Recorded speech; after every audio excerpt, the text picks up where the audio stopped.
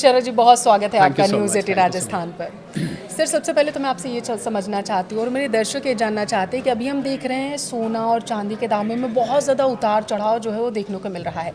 सबसे पहला मेरा सवाल आपसे यही है कि आखिर ये जो उतार चढ़ाव है, जो दाम है सोने और चांदी के, खासकर के गोल्ड की अगर मैं बात करूँ, डिसाइड कैसे होता है आखिर मार्केट में? देखिए, पहले तो मैं दर्शक ये जानने में इंटरेस्टेड होंगे कि ये भाव उतार चढ़ाव क्यों हो रहा है और ये जियोपॉलिटिकल टेंशन्स के बावजूद सोना गिर क्यों रहा है। क्योंकि नॉर्मली माना जाता है जब जियोपॉलिटिकल टेंशन्स होते हैं तो सोना ऊपर जाना चाहिए। बिल्कुल। क्रूड ऑयल की कीमतें बढ़ गई हैं। क्रूड ऑयल की कीमत बढ़ने से जो डॉलर की डिमांड है, क्योंकि 60 से 70% क्रूड पल्लवी वो डॉलर में ट्रेड किया जाता है, और डॉलर की डिमांड बढ़ने से एक डॉलर इंडेक्स होता है। वो डॉलर इंडेक्स बढ़ने से अमेरिका में एक बॉन्ड यील्ड होती है, वो बॉन्ड यील्ड लगभग 4.5 के आसपास पहुंच गई। तो लोग क्या करते हैं वहाँ पर ऐसा करते हैं कि वो लोग सोने से पैसा निकाल कर बॉन्ड्स में लगा देते हैं। उनको लगता है फिक्स रिटर्न बेटर आ रहा है। तो पहले तो मैं कारण, तो इसलिए मुझे लग रहा है कि ये जो सोने की गिरावट है या सोने को पीक से नीचे आ गया, ये परमानेंट नहीं है। ये एक शॉर्ट टर्म इवेंट है, एक बीतती हुई घटना है जिसके कारण से सोना प्रेशर में। अब आपने जो सवाल पूछा उसके आते, क्योंकि ये एक सैद्धांतिक सवाल है कि सोने चांदी की कीमत तय कैसे की जाती है। मैं आपको 3 बड़े दुनिया के गोल्ड के यूँ कहूँ कि स्टॉकिस्ट का नाम बताता हूँ, जो लोग अपने पास बहुत बड़ी मात्रा में गोल्ड रखते हैं। उसमें पहला नाम UBS का है। ये स्विट्ज़रलैंड का एक बैंक है, एक फाइनेंशियल इंस्टीट्यूशन है। फाइनेंशियल इंस्टीट्यूशन भी है, बैंक भी है, और ये वेल्थ मैनेजर बहुत बड़े लेवल का है। दूसरा HSBC है। आप HSBC बैंक को जानते होंगे। बिल्कुल बिल्कुल। पर उसके पीछे SSBC UK में इसके हेडक्वार्टर्स हैं। और तीसरा एक बैंक है JP Morgan Chase। ये 3 बहुत बड़े प्लेयर्स हैं सोने के। तो क्या होता है, आज तक लोग सोने में ट्रेड करते हैं और लोग यही समझते हैं कि भाई सोने की कीमत डिमांड और सप्लाई पे तय की जाती है। क्योंकि जितनी मांग होती है, क्योंकि इसकी ऑनलाइन ट्रेडिंग भी होती है कमोडिटी मार्केट में, तो वहीं इसकी कीमत फिक्स। पर इसको फिक्स करने के लिए भी तो कोई एक बेस प्राइस चाहिए होता है ना, जहाँ से आप चलते हैं। तो आपको हैरानी होगी सुन के, और शायद न्यूज़ 18 रीजनल के राजस्थान के जितने भी फॉलोअर्स भी और सब्सक्राइबर्स हैं उनके लिए नई जानकारी होगी कि बाकायदा जब सोना का कोई बड़ा लेने वाला आता है तो इसकी बोली लगाई जाती है। कभी लोगों को, अगर सब्जी मंडी में आप जाएं, होलसेल मंडी में, तो वहाँ आप देखेंगे बड़े बड़े टोकरे रखे होते हैं, उसकी बोली लगती है, वहीं से वो कीमत तय होती है। टमाटर की, आलू की, प्याज की। आप कभी लोग मंडी में कभी ना कभी गए होंगे कि भाई कीमत कौन तय करता है। तो बाकायदा इसकी बोली लगती है, और बोली लगने के बाद जैसे जो खरीदने आया तो वो पूछते हैं आप कितने में देना चाहते हैं। जैसे उसने कहा 4400, उसने कहा 4450, तो परिस्थितियों को देख के बोली लगती है। और बोली लगने के बाद जिस पर एग्री हो जाता है मामला, वहाँ पर फिर उसको छोड़ दिया जाता है। उसके बाद से ही ये कमोडिटी मार्केट में वहीं से ट्रेड किया जाता है। यानी कि इसको हम बोलते हैं पल्लवी टेक्निकल भाषा में प्राइस डिस्कवरी।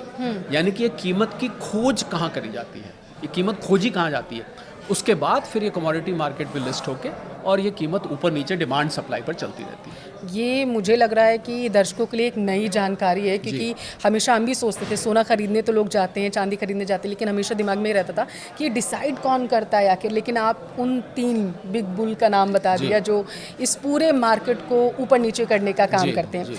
शरद जी, तो हम मान लें क्या कि सुरक्षित पनागार या सट्टेबाजी कह सकते हैं कि इस पर गोल्ड पे भी एक तरीके से की जाती है, अगर आम बोलचाल भाषा में अगर हम इसे समझने की कोशिश करें? बहुत बड़ी मात्रा में करी जाती है। छोटी मात्रा में नहीं, बहुत बड़ी। इनफैक्ट आपको हैरानी होगी कि ज़्यादा सोना जो खरीद बेच की जाती है वो सट्टेबाजी के माध्यम से होती है। और ये करी जाती है अमेरिका में, जो एक्सचेंज है कमोडिटी का, उसको कॉमेक्स कहते हैं। भारत में MCX है, मल्टी कमोडिटी एक्सचेंज। शंघाई में शंघाई कमोडिटी एक्सचेंज है। शंघाई गोल्ड सिल्वर का अब तो अलग उन्होंने डिवीजन बना दिया है। और लंदन में एक LBMA है, उसको लंदन बुलियन मार्केट एसोसिएशन वैसे कहते हैं। पर वो तो ये 3-4 दुनिया में बड़े बड़े हब्स हैं पल्लवी, जहाँ पर बहुत बड़ी मात्रा में सट्टेबाजी की जाती है। और आपकी इजाज़त हो तो कैसे होती है सट्टेबाजी, मैं बहुत संक्षेप में बता दूं। बिल्कुल। तो देखिए क्या होता है कि अगर मुझे भारत में लेता हूं, क्योंकि लोग भारत से ज़्यादा आसान तरीके से समझ पाएंगे। तो अगर 1 किलो सोना आज की तारीख में, आज के जो रेट कल क्लोज हुए हैं, क्योंकि शनिवार एतवार है तो मार्केट बंद होती है, लगभग 1,40,00,000 और 1,45,00,000 रुपए किलो है। अब क्योंकि किलो लेना तो हर किसी के बस की है नहीं, तो वो क्या करते हैं, इसको 10 हिस्से में बांट देते हैं, 100-100 ग्राम के टुकड़ों में, और उसको कहा जाता है गोल्ड मिनी। उसका बाकायदा मिनी नाम रखा जाता है। और गोल्ड मिनी, अब आप 10वां हिस्सा ले लीजिए, मान लीजिए 1,45,000 में, 1,45,00,000 मान लेता हूँ, तो 14.5 का एक मिनी का यूनिट हो गया। अब कमोडिटी एक्सचेंज क्या करता है, मैं भारत का उदाहरण देकर समझा रहा हूँ, सभी जगह ऐसे ही होता है। वो क्या कहता है आपसे कि आप 10% मार्जिन जमा करा दीजिए, यानी कि 14.5 लाख रुपए का मैंने 10% मार्जिन दिया एक मिनी खरीदने के लिए, तो मैंने 1,45,000 रुपए देकर और मैंने 100 ग्राम सोने के खरीदने का एक कॉन्ट्रैक्ट ले लिया। यानी कि 14.5 लाख का कॉन्ट्रैक्ट मैंने 1,45,000, अगर 10% मार्जिन है तो ठीक है। 1,45,000 जमा करके ले लिया। और आज हम मान लीजिए उदाहरण के तौर पर बैठे हैं 28 मार्च में, और मुझे पता लगा कि इसके अगले महीने की 28 अप्रैल की एक्सपायरी की डेट है। ये डेट मैं काल्पनिक ले रहा हूँ, इसको एक्चुअल ना समझे, ये उदाहरण के तौर पर हम उदाहरण समझा के रहे तौर हैं। पे। जी। तो अब क्या होगा कि मेरे पास 100 ग्राम सोना 1,45,000 रुपए मात्र देके वो एक महीने तक के लिए आ गया है। आया है, मेरी जेब में नहीं आया, मेरे गले में नहीं आया, मेरे कानों में नहीं आया, मेरे कंगन नहीं आया, मेरा कुछ नहीं आया, सिर्फ एक पेपर कॉन्ट्रैक्ट आ गया है। अब क्या होता है कि अगर उस कॉन्ट्रैक्ट तक, पल्लवी आप ध्यान दीजिएगा, ये यहीं से सारा खेल शुरू होता है। अगर उस कॉन्ट्रैक्ट तक कीमत बढ़कर मान लीजिए 1.5 करोड़ हो गई 1 किलो की, तो अगर 1 किलो की 1.5 करोड़ हुई तो 100 ग्राम की 15 लाख हो गई, और 100 ग्राम की 15 लाख हुई, और मेरा कॉन्ट्रैक्ट एक्सपायरी की 28 अप्रैल डेट आ गई। जी।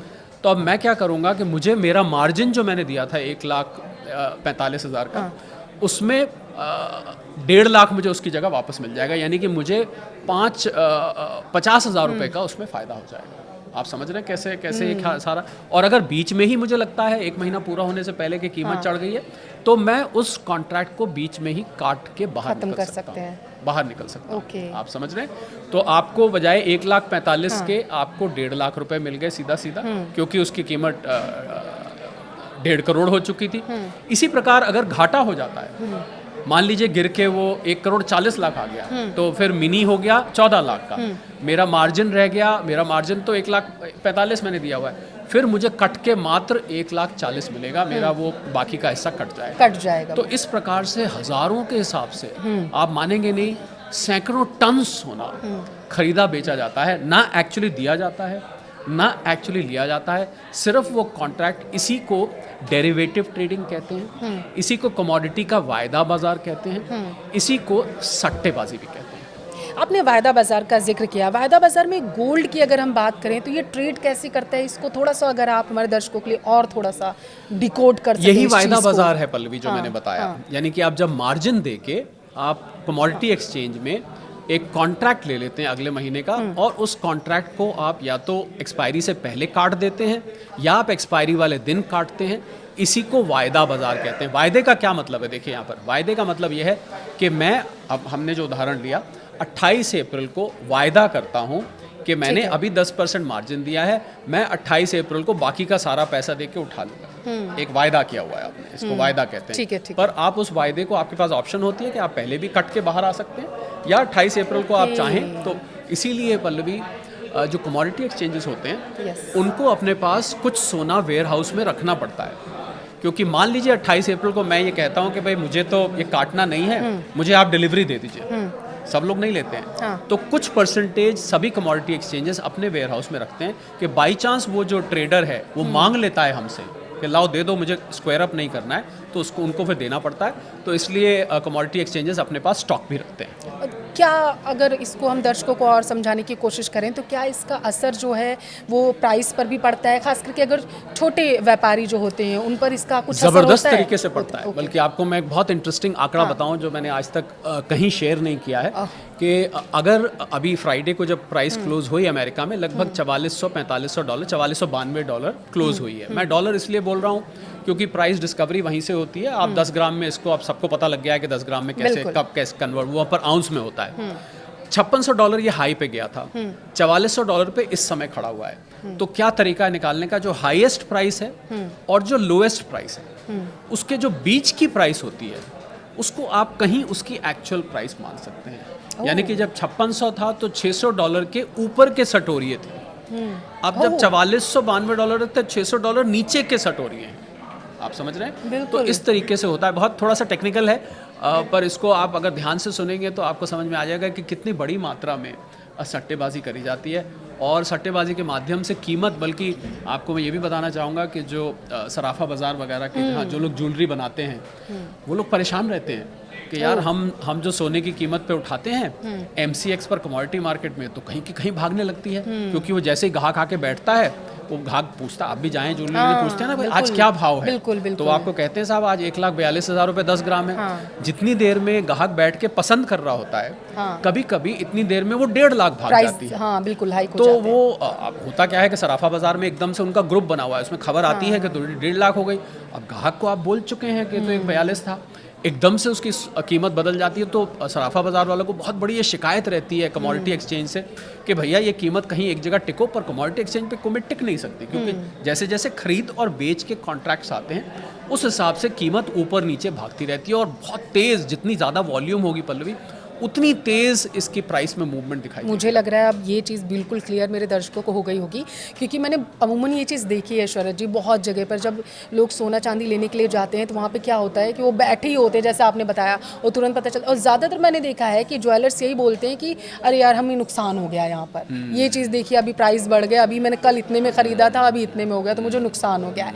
अब मुझे लग रहा है दर्शक इसे बेहतर तरीके से समझेंगे। जनरली नुकसान जब होता है, क्षमा करें आपको टोक रहा नहीं हूं, नहीं बिल्कुल बिल्कुल, कि अगर कीमत वहाँ से बढ़ जाए, क्योंकि अगर वहाँ से घट जाती है तो ग्राहक को तो वो ज़्यादा बता चुके हैं, तो ग्राहक से तो वही लेंगे, पर अगर बढ़ जाती है तो उनको एक नुकसान, क्या मैं इसको कहूँगा, उनकी एक अपॉर्चुनिटी कॉस्ट होती है। उनको लगता है कि हम इतना बोल सकते थे, वो हमसे मिस हो गई। ओके, अच्छा शरद जी, जब भी अभी हम देख रहे हैं क्योंकि अंतर्राष्ट्रीय मंचों पर इस तरीके से युद्ध के हालात जो बने हुए हैं, ज़्यादातर देखा जाता है लोग शेयर मार्केट से अपना पैसा निकालकर गोल्ड में इन्वेस्ट करने लगते हैं। ये इसके पीछे आखिर वजह क्या है, ज़रा इसे आप बताइए।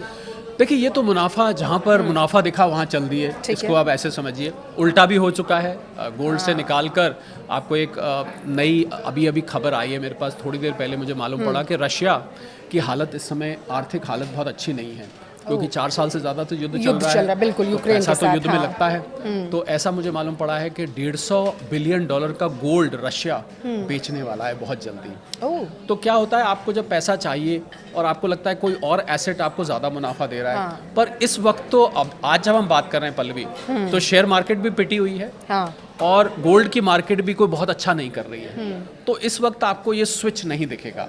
पर जनरली जब एक मार्केट ऊपर जा रही होती है, एक नीचे जा रही होती है, तो लोग इसमें से पैसा निकाल के उसमें लगाते हैं, और ये तो स्वाभाविक है कि मुझे जहाँ 4 पैसे फालतू मिलेंगे मैं वहाँ पैसा लगाना चाहूँगा। अभी के हिसाब से अगर देखा जाए तो जिस तरीके से भाव ऊपर जा रहे हैं नीचे जा रहे हैं गोल्ड के, क्या सेफ इन्वेस्टमेंट के तौर पर गोल्ड को देखा जा सकता है इन्वेस्ट करने की अगर बात करें तो, या फिर अभी रुकना चाहिए? ये सबसे महत्वपूर्ण सवाल आपने पूछा है, जो मुझे लगता है लोग सबसे ज़्यादा जानना चाहते हैं, और मैं दिन में ना जाने कितनी बार इस सवाल का जवाब देता हूँ। मुझे लगता है पल्लवी कि गोल्ड की जो अंडरटोन है, मतलब जो गोल्ड का जो सतह से गोल्ड बुलिश है, बुलिश का मतलब गोल्ड ऊपर ही जाएगा, ये जो गोल्ड अभी प्रेशर दिख रहा है, ये कुछ असाधारण परिस्थितियां हैं, असाधारण कारण हैं।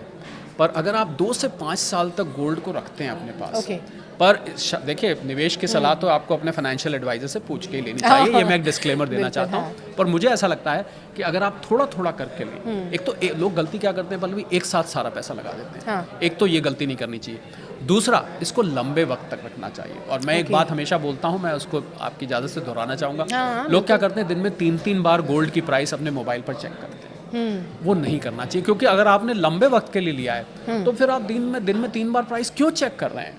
आपने तो सोने के साथ सो जाइए, आपको लेके आराम से बैठिए और इसको लंबे वक्त तक रखिए। मुझे लगता है 2 से 5 साल अगर आप रखेंगे, जैसे ये युद्ध के बादल भी नहीं बोलता, जैसे ये क्रूड ऑयल की समस्या या गोल्ड की मार्केट क्रूड ऑयल की समस्या को भुलाने लगेगी, आपको गोल्ड यहाँ से वापस ऊपर जाता दिखाई देगा। बहुत अच्छा मौका है पल्लवी उनके लिए जिनको लग रहा था हमारी बस निकल गई, हम तो इसमें चढ़ ही नहीं पाए, फोमो जिसको बोलते हैं, फियर ऑफ मिसिंग आउट, तो अब तो बस वापस चल के आपके द्वार पर आ गई है, आप उस पर दोबारा से चढ़ सकते हैं अगर चाहें तो, पर थोड़ा थोड़ा करके करें और लंबे वक्त के लिए करें। ये 2 चीज़ों का ध्यान रखना है। ये फ़ायदा सिर्फ इन्वेस्टर्स के लिए है या फिर जो आम लोग हैं, हमारे जैसे लोग हैं, उनके लिए भी ये सलाह आप दे रहे हैं?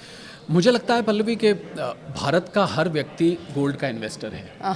देखिए, भारत में 30,000 टन गोल्ड है, और अगर आप जनगणना के हिसाब से निकालें, हाउस होल्ड के हिसाब से, तो औसतन 100 ग्राम गोल्ड हर व्यक्ति के पास है, हर परिवार में है।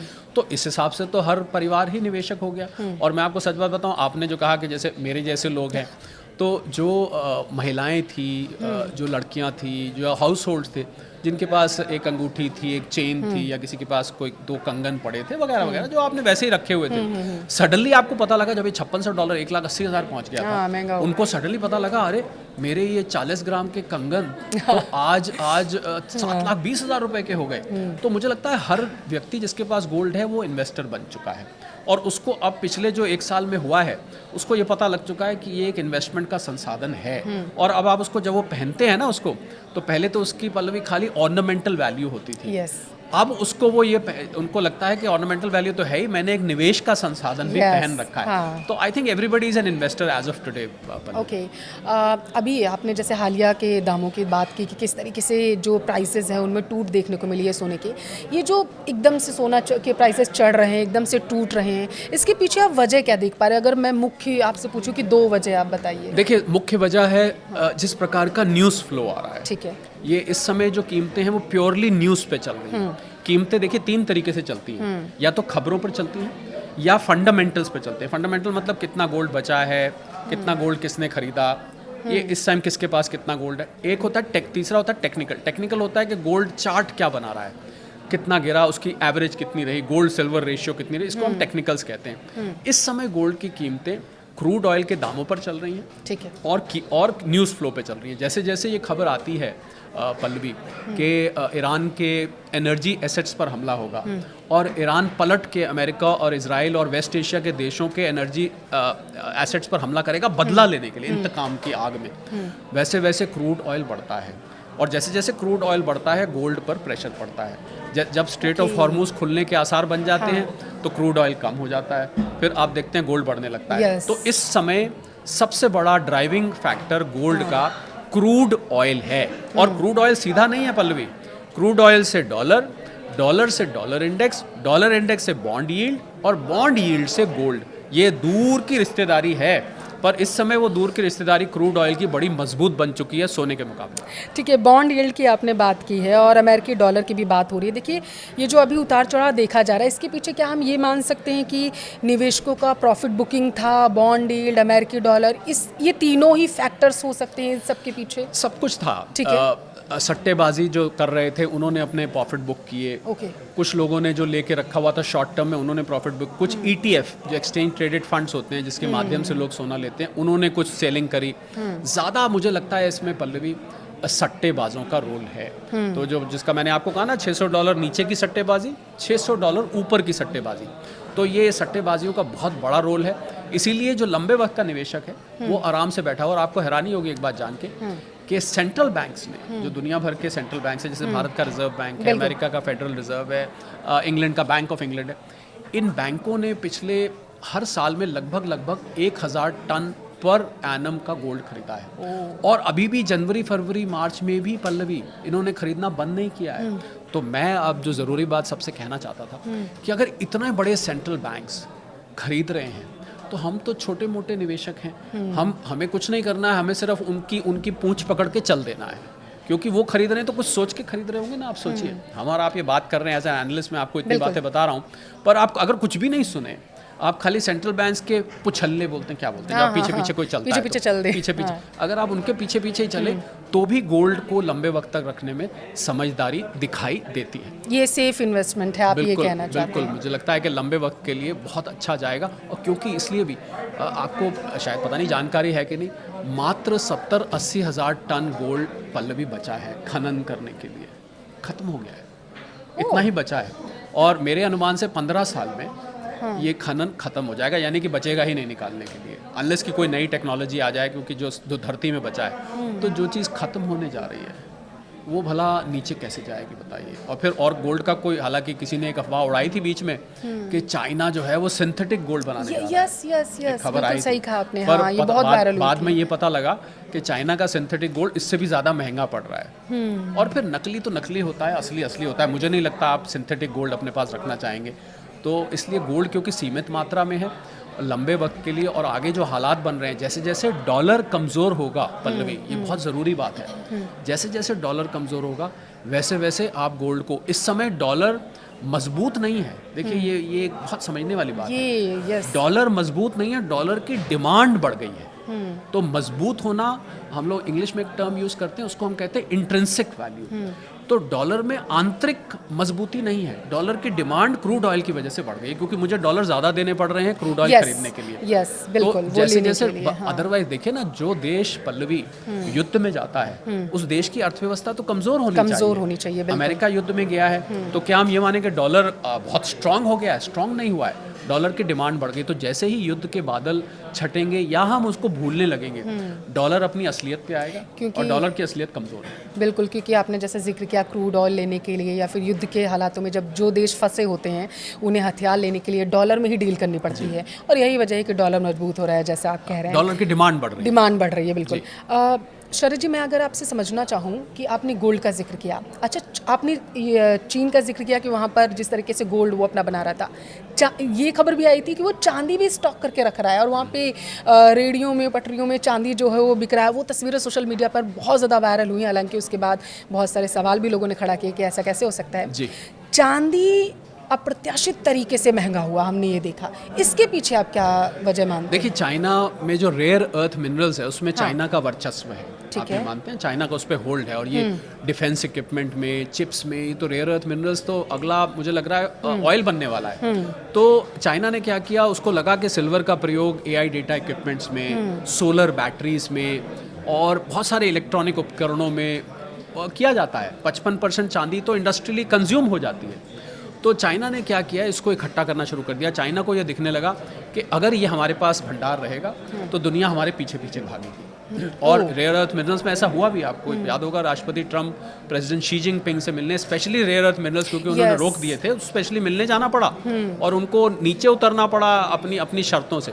तो इसलिए उसने सिल्वर को भी रेयर अर्थ मिनरल मान लिया है, और सिल्वर को रेयर अर्थ मिनरल मानने से क्या हुआ है कि चाइना ने उसको इकट्ठा करना शुरू कर दिया है। और चाइना जब किसी चीज़ को इकट्ठा करता है तो वो चुपचाप करता है, ज़्यादा हल्ला नहीं मचाता है। तो मुझे लग रहा है कि हालांकि मैं यहाँ साथ में जोड़ना चाहूँगा कि सिल्वर की चाल सोने से थोड़ी अलग हो सकती है, क्योंकि अगर वैश्विक मंदी आती है इस युद्ध के कारण, ठीक है, तो उस मंदी से जो ये जिस चीज़ में चांदी लगती है, solar cells, EVs, electric vehicles, AI data equipment, इनकी डिमांड कम होगी। अगर इनकी डिमांड कम होती है तो हो सकता है कि चांदी की डिमांड थोड़ी सी कम हो जाए। तो इसलिए चांदी की चाल आपको अलग दिख सकती है। मैं सोने को आप सच पूछें तो ज़्यादा ठोस मानता हूँ, ज़्यादा सॉलिड मानता हूँ और ज़्यादा सेफ मानता हूँ चांदी के मुकाबले, भले ही चांदी सोने से ज़्यादा भाग जाए। ठीक है। आपने सेंट्रल बैंक्स का भी जिक्र किया था। सेंट्रल बैंक्स ने, आपने बोला कि किस तरीके से वो गोल्ड को ले रहे हैं और उनके पीछे जो आम नागरिक हैं और लोगों को इन्वेस्ट करना चाहिए। क्या आप कहीं ना कहीं ये देख रहे हैं कि ऐसी तस्वीरें तो नहीं निकल के सामने आएंगी कि कल को हम ये पढ़ें कि घबराहट में आकर के जल्दबाजी में गोल्ड में इन्वेस्ट कर दिया सेंट्रल बैंक्स ने और उसकी वजह से ये उतार चढ़ाव जो है मार्केट में देखने को मिला है? बहुत अच्छा सवाल आपने पूछा है, और मुझे किसी ने ये पूछा कि क्या कोई ऐसा समय आएगा जब हमें गोल्ड बेच देना चाहिए। यस। तो मैंने उनको एक पहचान बताई, जो आपने बात कही, यही पहचान। जिस दिन आपको कोई भी सेंट्रल बैंक गोल्ड को बेचता दिखाई दे या उसकी खबर आई, दिखाई तो क्या देगा, आपको खबर ही आएगी, तो दूसरे बेचने वाले व्यक्ति आप होने चाहिए। ओके। यानी अगर किसी सेंट्रल बैंक ने बेचा और आपको पता लगा, अगले ही दिन you should be the second seller of the bank, because अगर सेंट्रल बैंक्स ने बेचा पल्लवी तो फिर तो गोल्ड बहुत नीचे जा सकता है, क्योंकि सेंट्रल बैंक ने इतनी बड़ी मात्रा में खरीदा है। तो जब उन्होंने इतना चढ़ा दिया इसको, तो आप सोचिए अगर वो बेचेंगे तो कितनी जल्दी नीचे गिरेगा। पर ये तो रही एक सैद्धांतिक बात, पर मुझे ऐसा लगता नहीं है। क्योंकि पल्लवी, क्यों नहीं लगता है? क्योंकि इन सेंट्रल बैंक्स ने गोल्ड किस पैसे से खरीदा? इन्होंने क्या कर रखा था, गोल्ड खरीदने से पहले ये पैसा अमेरिका की अर्थव्यवस्था में लगाया हुआ था। अमेरिका के ट्रेजरी बॉन्ड्स में लगाया हुआ था ये पैसा, भारी मात्रा में। किस दिन मौका मिलेगा तो मैं आपको देशों के नाम बताऊंगा। किसी ने $200 बिलियन, किसी ने $400 बिलियन, किसी ने $500 बिलियन, इतनी भारी मात्रा में, क्योंकि अमेरिकी बॉन्ड्स को बहुत सेफ समझा जाता था। यस। और जब से ट्रम्प साहब आए तो विश्वास तो सबका हिल गया। तो इन्होंने वो पैसा वहाँ से बॉन्ड्स में से निकाल के, इनको डॉलर पे भरोसा ही उठ गया, तो इन्होंने वो पैसा निकाल के गोल्ड में लगाया है। तो और कोई तीसरी जगह आप सच पूछें, क्योंकि मैं इन्वेस्टमेंट्स को बहुत क्लोजली फॉलो करता हूँ, कोई तीसरी जगह लगाने के लिए है भी नहीं, आप सच पूछें तो मुझे लग रहा है कि अभी ये बेचने वाले हैं नहीं। परंतु अगर ये बेचेंगे तो आप वो दूसरे व्यक्ति होने चाहिए, यानी कि पहला व्यक्ति सेंट्रल बैंक, दूसरे व्यक्ति आप होने चाहिए जो इसको बेच दें उस टाइम। अच्छा, विदेशी संस्थापक जो निवेशक होते हैं अक्सर संकट के समय में पैसा निकालने की कोशिश करते हैं, और ख़ास करके अगर भारत की बात करें, क्या आपको लगता है कि भारत में डॉलर और ज़्यादा मजबूत होगा आगे चल करके? ऐसा लग रहा है आपको? देखिए, भारतीय रुपए के अगेंस्ट आज जब हम बात कर रहे हैं तो कल ट्रेडिंग में 95 रुपये छू आया, ठीक है, $1। तो इसकी कारण है कि विदेशी संस्थागत निवेशक स्टॉक मार्केट से लगातार पैसा निकाल रहे हैं। 7-8 हज़ार करोड़ रुपया रोज का एक नया नॉर्मल बन गया है, क्योंकि युद्ध की परिस्थिति है, अनिश्चितता से भरा माहौल है। हाँ। तो ऐसे में आप दूर दराज जब आपने पैसा लगाया तो शेयर मार्केट को एक रिस्की इन्वेस्टमेंट माना जाता है, तो लोग वहाँ से पैसा निकाल रहे हैं। अगर ये लगातार निकालते रहे तो रुपए पे प्रेशर बना रहेगा, इसमें कोई दो राय नहीं है। और इसका रिजल्ट ये होगा पल्लवी कि हमारे इंपोर्ट्स महंगे होंगे, हमें तेल और महंगा मिलने लग जाएगा, जितनी भी चीज़ें हम आयात करते हैं भारत में वो सारी चीज़ें महंगी होनी शुरू हो जाएंगी। तो इसका असर अर्थव्यवस्था पे अच्छा नहीं होगा। सिर्फ एक वर्ग को फ़ायदा होता है रुपए के कमज़ोर होने का, वो है एक्सपोर्टर्स, जो यहाँ से एक्सपोर्ट करते हैं क्योंकि उनकी वसूली ज़्यादा हो जाती है। बाकी लगभग सब वर्गों को इसका नुकसान होता है। तो जी हाँ, अगर FIIs लगातार निकालते रहे तो बिल्कुल आपको रुपए पे प्रेशर, आप देख रहे हैं रोज़ाना क्या हाल हो रहा है, तो हमें डबल नुकसान होता है। एक तरफ हमारे लिए तेल महंगा हो रहा है, दूसरी तरफ हमारे लिए डॉलर महंगा हो रहा है। तो आप देख रहे हैं हमारे लिए एक तो तेल, पहले अंतर्राष्ट्रीय बाजार में कीमतें बढ़ी हुई हैं, डॉलर रुपए के गिरने से हमें और ज़्यादा उसके पैसे देने पड़ते हैं। इसका असर कितना लंबा हमें झेलना पड़ सकता है? जिस तरीके से डॉलर मजबूत हो रहा है, जैसा आप जिक्र कर रहे हैं, कच्चे तेल की कीमतें मैं फिर करेक्ट करना जा चाहूँगा, रही हैं। डॉलर मजबूत नहीं हो रहा, डॉलर की डिमांड बढ़ रही है। डिमांड माफ जी, करिएगा, डिमांड जी। वो लगातार, क्योंकि ऑब्वियस सी बात है डिमांड जी, में है अभी जी, डॉलर, तो जी। उसी से आयात निर्यात जी, होता है। जी। तो ये जिस तरीके से डिमांड में है डॉलर और कच्चे तेल की कीमतें बढ़ रही हैं, रुपये पर कितना ज़्यादा दबाव आगे और देखने को मिल सकता है? देखिए, या दबता हुआ नजर आएगा? रुपए पे जब तक क्रूड ऑयल की कीमतें नीचे नहीं आती, मुझे लग रहा है पहली बात तो वहाँ रुपए पे दबाव रहेगा। ठीक है। और जब तक ये जो विदेशी मित्र हैं हमारे, जो विदेशी संस्थागत निवेशक, FIIs और FPIs इनको कहते हैं, जब तक ये शेयर मार्केट से पैसा निकालते रहेंगे